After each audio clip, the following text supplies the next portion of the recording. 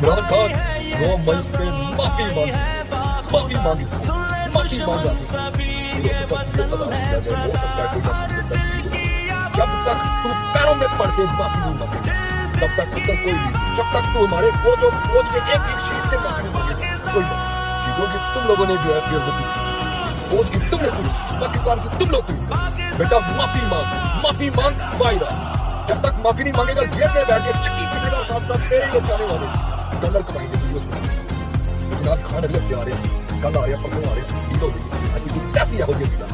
معافی مانگ، اگر معافی مانگے بغیر تو باہر آتا ہے پتر پھر بھی تجھے نہیں دے مگر تو باہر آ نہیں سکتا مگر پھر بھی اگر رحم کھا کے تجھے باہر نکالتا تیرا جناب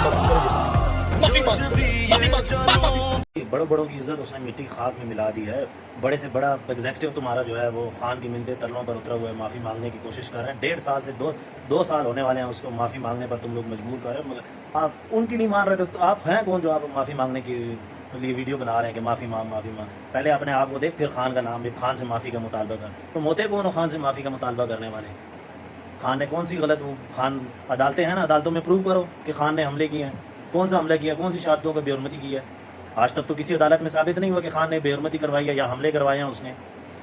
پتہ نہیں کہاں سے اٹھ کے آ جاتے ہو اور ٹٹو بن کے ان سے معافی مانگنے کے مطالبے کر رہے ہوتے ہو، اور بڑے اس سے معافی نہیں منگوا سکے. باہر دوسرے ممالک میں دیکھیں وہ خان صاحب کا نام ہے، اس کی عزت کا قد دیکھے.